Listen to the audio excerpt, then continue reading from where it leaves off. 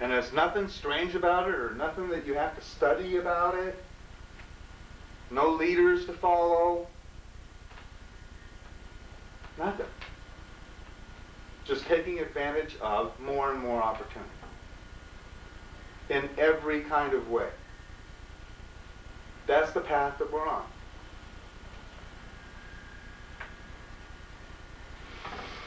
Are there any questions?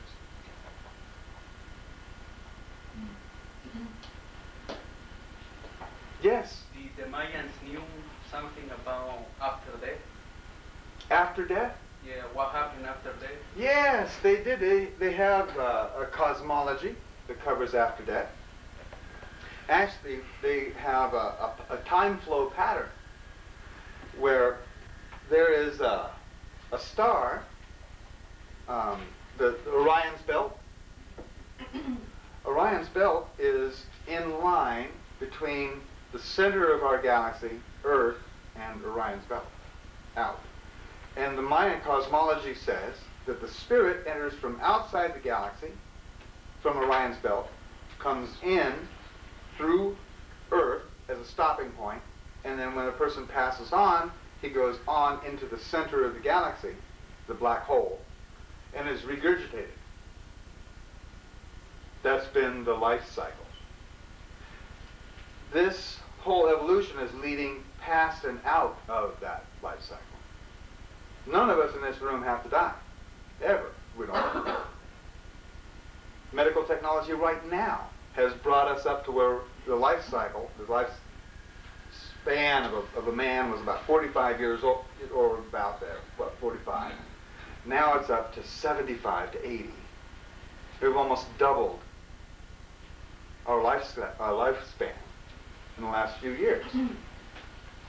And that means that we've got twice as many choices to make in a lifetime, doesn't it? More opportunity.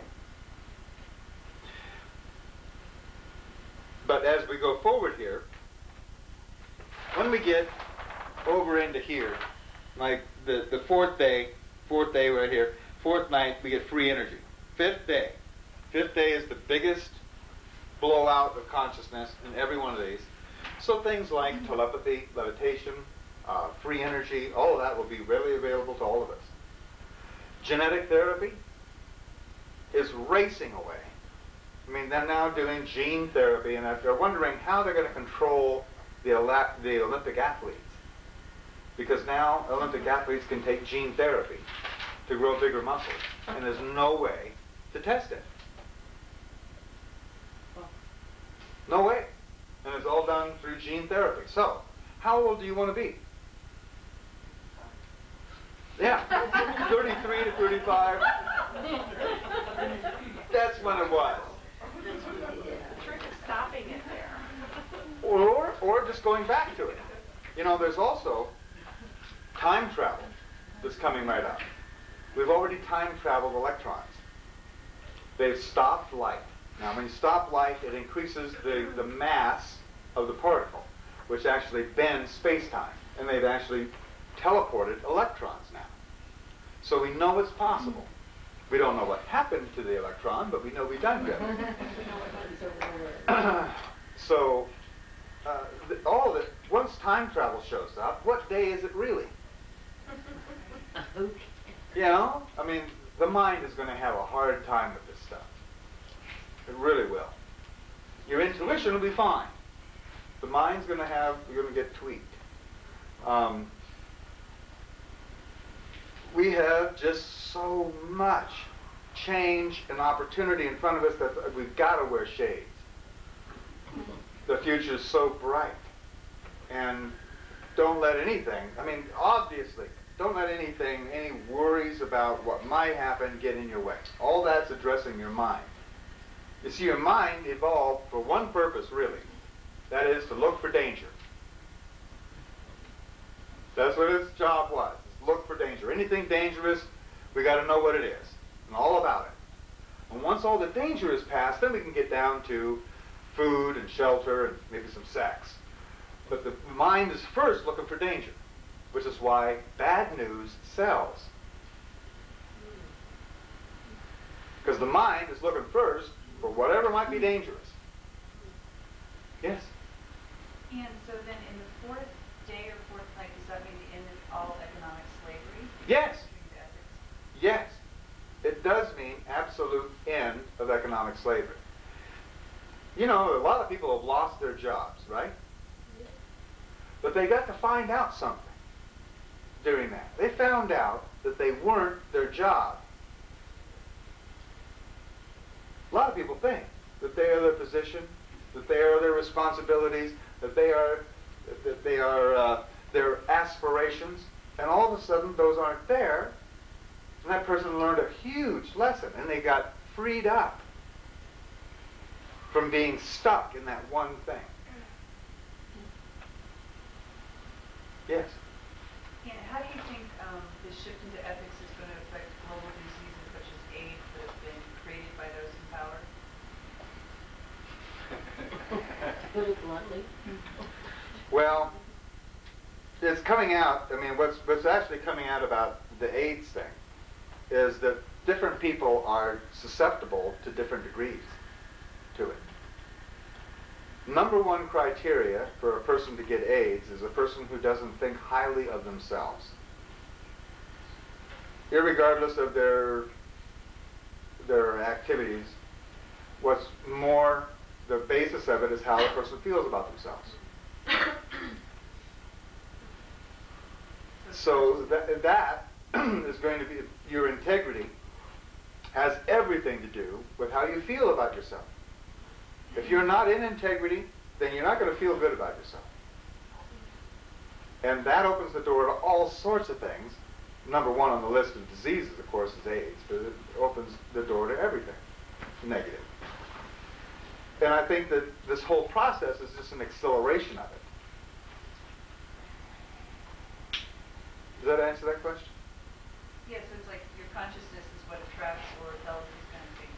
We're all creating our own experience. Every single one of us, nothing excluded or no excuses. We're making it all as we go. Sometimes we're creating things we're not conscious that we're creating. To a large degree. People create circumstances for themselves that they didn't know they did. But as this evolution continues, and especially as ethics and integrity become the focal point of your consciousness, you won't be able to create bad experiences. It just won't happen. You wouldn't do it. Like, we wouldn't have somebody over for dinner and cut them up and cook them. We wouldn't do it. Well, that was a consciousness back here, you know. That was actually acceptable behavior back here, cannibalism. It's just not anymore because of this evolution. And that the whole idea of having power over somebody else is going to be as abhorrent as having them over for dinner and cooking them. Just wouldn't happen.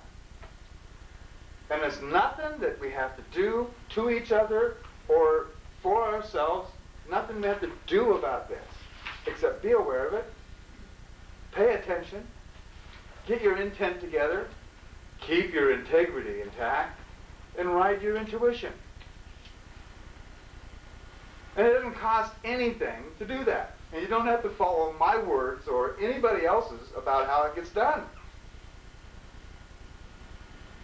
Yeah. Okay, so within the process, you said allow everything to happen, good or bad. The thing about keeping our integrity is there has to be resistance to keep your integrity. To say, you know, I'm trying to keep my integrity, so I don't want to support the WTO or the FTAA because that causes a lot of suffering, you know, a lot of pollution, a lot of things that I don't want to support. You see what I'm saying? So within the ways of keeping your integrity, you know, and us making our decisions of what we want to support and create and have open to us, what we want to focus on, there has to be resistance. There has to be resistance. Well, you know, I don't want to walk that way. I don't want to. I really don't.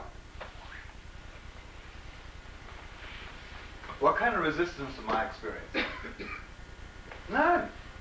I'm just walking my own way. I'm not resisting, you know, I'm just going my own way. So you don't have to go and shop at Walmart. You can allow anybody else to. You see, there's a big crux right here